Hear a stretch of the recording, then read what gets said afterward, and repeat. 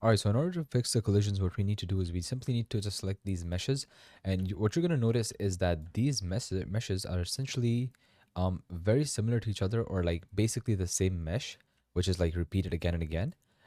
And how exactly do you know if that's true? You can just click a mesh, go to details, and you're going to see this thing right here. This is, so the number is basically M01, and this is M01 as well. It's the exact same rock. And so if I just undo them, what we can do is we can just select one of these, and we can click the static mesh, just like click it twice, double click it, and then it's going to open this mesh right here in the mesh viewer. And so what we need to do is we just need to click collision, and we need to just go auto convex collision, and it's just going to open this thing right here, convex decomposition. What we need to do is we just need to click apply. We don't really need to do anything else, and then it should essentially just add a collision, a very realistic sort of collision on it. One thing that I would want to do is I want to just increase the hull count to 16. So the higher the number is, the more dense your sort of collision mesh is going to be, and the more accurate it's going to be with your mesh. It is going to be slightly more taxing on your computer, but in this case, it shouldn't really make a difference. We would rather have, like a much more realistic collision and a much better feeling physics of the game than like having 1 or 2 FPS more. It's just like worth it. We can cross it out, and then we can just select the bottom mesh right here, and you can see that this is again the exact same mesh.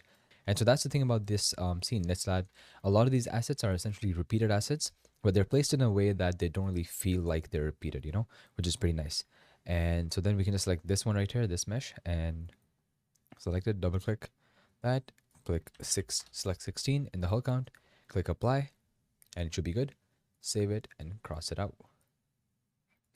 just like that. And if you want to access all the assets that are in this scene, what you can simply do is you can just go to the scene query slate. And so once you're inside the scene, you can just go to assets, and inside you can just go to MS. This stands for Megascans, by the way. And then you can go to 3D, and you have all these assets which are available to you right here. So you can essentially just get these assets, individual assets, and just place them anywhere you want in the scene, just to make your scene look better. So that's an option that you have. But again, you have to sort of just make sure that they blend in with the scene. So if I place these rocks here, they won't really blend in. But if I place them like somewhere like there, they would probably blend in better, right?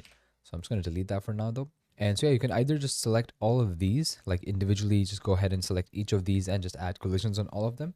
Or you can just find everything that you have in your scene and just add collisions that way as well.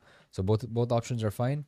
I think this is just easier, this option, so I'm just going to do that for all of them. So just select this and basically select 16 and apply the collision. Perfect. And you could save it like right there, but you can also like do it later, all of them together as well if you want. That's just going to be easier and faster. So just wait for it to be done. Perfect. And apart from that, I think this is the same rock again. Yeah, I think we should be good for now. Maybe these parts, this cluster of rocks, we can just apply collision for this one. Perfect. I think we should be mostly done. If you find any assets which need collisions, we can add them later on. But I think for now you can see that we can at least walk up to the walls properly, and we don't have to we don't really. Yeah, this one has a problem, so I'm just gonna press escape to exit out the game and select this asset, go in there, and add a collision. Because by default their collisions are not very accurate, so we're gonna have to add them manually for them to be accurate. Perfect. So you can see we can walk around the scene. We can, I can see that looks very realistic, and we can just sort of roam around and we can play the game. Next thing I want to do is one thing that you might be noticing is the fact that the camera is pretty far, from our player. So I want to basically change the position of the camera so that it's a little closer to the character, just so it looks, I think it looks better. So what you can do is you can press the Windows key to just get your mouse, and the game is still playing. So what we want to do is you want to go to blueprints, retarget the characters again, and Twin Blast. Just open your character blueprint. Here is basically, if you go to the viewport, you can control a lot of stuff about essentially the game and the character itself. And so we can just select this camera right here, and if you bring it closer, you're going to see that it's just gonna, the closer we bring it towards our character, the closer it's gonna get in the actual game itself. And so we can just click in the game and move it around to see how it looks. I think this much should be fine.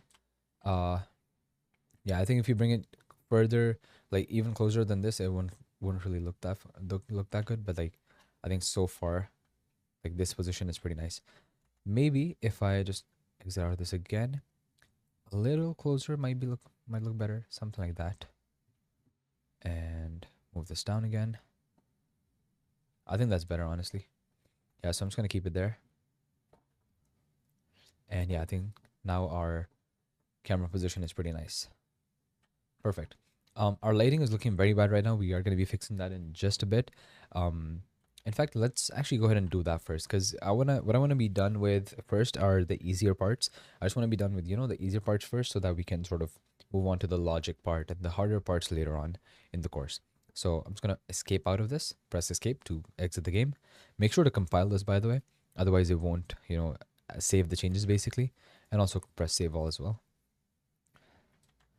So next up, we're going to be working on the lighting of the scene. So in order to do that, let's first go ahead and just set the sun position to something which looks, bearable. It won't look that good right now because we don't really have a post-process volume or anything like that. I think something like this might be a good position for the sun, because you want to sort of start off in the shadow and then, have the transition from the shadow to sunlight right here, so that the graphics look good. And also I think that part looks pretty nice as well. So what I want to do next is I want to go ahead and add a post-process volume, which can really sort of help us dial in the kind of result that we want. And it's really going to make it look much better. So what I'm going to do is I'm going to go to add post, just search post, and it should come up right there. Post-process volume, just add that to your scene. And then we can just move it down so that it's not visible in our scene, because we don't really want it to interfere with us. One thing that I'm going to do is I'm going to go to the details panel with the post-process volume selected. I'm going to search infinite and just make sure that infinite extent is turned on. So what this is going to do is that this is going to make sure that any sort of change that we make to this post-process volume is applied to the whole level, rather than just inside the box itself. So then we can cross this out, go down, and first thing I want to change is the exposure. So you can see it's extremely bright right now. It's very, bright, which is not something we want.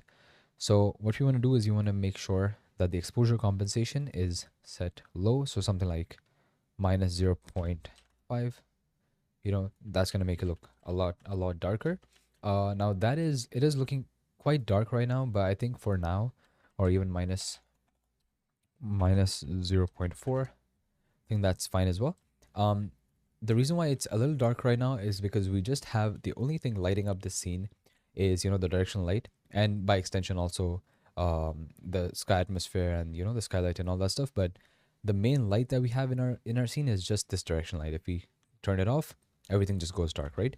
What we want to do is we want to have this directional light, but also we want to have an HDRI environment. What an HDRI environment is what HDRI stands for basically is high dynamic range image, HDRI. And so what an HDRI image is that basically it's an image which sort of surrounds your whole scene, and it sort of just emits light on your scene to make it look more realistic. If I just go to the internet and search for HDRI and go to images, you can see that these are basically, if I just open any of these, you can see that these are basically 360-degree images which can sort of just light up your scene and make it look a lot more realistic, because these are basically actual real scenes which are actual images. So they just make it look a lot better, right? So yeah, we're going to be using an HDRI, but we don't really need to download an HDRI. You can go ahead and do that, but what I found that the default HDRI that comes with Unreal Engine 5, that looks pretty realistic, and that makes the scene look pretty nice. So I'm just going to be using that, and we're not going to be changing an HDRI. However, if you do like an HDRI online, you can get a lot of these at polyheaven.com, by the way. So you can go to Polyheaven and you can just select any one of these. And when you're downloading it, make sure to download HDR format, because I don't think Unreal Engine can open EXR formats. And minimize this. So in order to import an HDRI, you just need to go up here and select a search for HDRI, but it's not going to be there by default because we are going to have to import a plugin. So if you go to settings, plugins, and just search for HDRI, and just make sure that this HDRI backdrop plugin is turned on. And we are going to have to restart Unreal Engine. So we're just going to have to wait for a second for it to do that. And so once Unreal Engine opens up again, you're going to see that we're actually in a different level, the default level that we have. So we don't really want this level. What we do want instead is we can just go to scene underscore quarry slate, go to maps, and then just select quarry slate map right here, and just double click it to open that map, and just give it a second. And once it opens, you're going to see that we're going to be back in our scene. But this time what we're going to do is that we are essentially just going to click add right here. And if you just search for HDRI, you're going to have this thing called HDRI backdrop. And if I just drag it onto my scene, you're going to see that nothing is really going to happen. In fact, it's going to make it a lot darker, and it's just going to make it look very bad. But if I move it a little down so that it's not covering, not intersecting with our ocean, and if I go to size and change the size to 500, you're going to see that it's going to light up our scene, and it's just going to make it look slightly better and just more realistic. And it's just going to make the lighting look a lot smoother, in my opinion. So this was, if I turn it off by clicking the eye icon right there, this was the before, and this is the after. It just fills in more of the lights, and it just makes it look a lot better, in my opinion. Especially that area right there, like this area. I just want you to focus on this area, right? This is the before. You can see a lot of dark shadows, a lot of, very harsh lighting. But then if I turn it on, it just makes everything look nicer, if that makes sense. One problem that I am noticing right now is that there's a purple or like a blue sort of tint or a hue, and I believe that's because of the sky, which I personally don't really like. So I'm going to get rid of that by going to the post-process volume. I'm going to go down to color grading inside temperature. We are just going to select temperature right here and just increase the temperature a little bit to make it slightly warmer, which in my opinion is going to look a little better. So we can just set it to something like 7500. I believe this is Kelvin, instead of the default, I believe it was 6500. So if I turn it off, this was the before, and if I turn it on, this is the after, just slightly bluish tint, which makes it look a little better. And also, we might want to also make it a little greener. Actually, never mind. I'm not going to do that. I think the default looks fine. And now what you can do is you can go right here to see if the scene is bright enough. I think it is, and I think the graphics look really, really realistic now. If I just go ahead and play the game, you're going to see that our scene looks pretty nice. I think it is slightly dark for a day scene because it's supposed to be a day scene, right? So we're going to go back to our post-process volume, go to exposure, and just set it to minus 0.2 or maybe 3. Yeah, I think 3 would be nice. 2 would be too bright. I think that's fine. And also another thing that I want to do is I want to go back to the post-process volume and go to the bloom and just turn on these two first things. Make sure that the method is set to convolution. Actually, I shouldn't say make sure to do that because all this stuff is obviously very subjective. I personally like how the convolution method of bloom looks as opposed to the standard one. I think it just makes it look a little more realistic. And also if you increase the brightness, not the brightness, the intensity a little bit. If you look at something like the sun, or not even the sun actually, I think. If you look at some of the brighter areas, you're just going to see like a slight bit of a bloom as opposed to standard, which makes everything sort of, just, it gives it that dreamy look, which I don't really like personally. And then we can add a slight bit of chromatic aberration as well. Just go to intensity 0.1. Actually, 0.1 is a bit too much, I think 0.05. And that should be fine. And you can also go ahead and add lens flares if you want. You can see that it's just going to make, add those like slight bit of lens flares. I personally don't really like how they look, so I'm not going to do that. But yeah, that is definitely an option that you have to add. One thing I am going to do, however, is I'm going to go to global and I'm going to turn up the contrast a little bit. So 1.1, I think that looks a lot better. I do think that the scene looks quite dark now. So what I'm going to do is I'm going to go back to my exposure and I'm just going to set it to like minus 0.1, something like that, because I want the scene to pop but not at the same time not be too dark as well. I want it to be slightly punchy as well. Make sure to save everything. Let's play. And I think our scene is looking pretty decent. I might need to change the position of the sun a little bit because I think some parts look good, some parts don't. And also this needs to go a little down as well, the HDRI, because it looks very it's intersecting with everything, which doesn't really look good. And we can also rotate the HDRI as well if you want. So what that will do is it's just going to change the way your lighting looks significantly. So just, that's just an option that you guys have. I'm going to set it back to default. What I'm going to do though is that I'm going to rotate our directional light just to control how the scene looks. I'm just going to give it like more of a top lighting sort of look. Never mind, actually. I think the look that we had before was much better. I think something like this should be nice.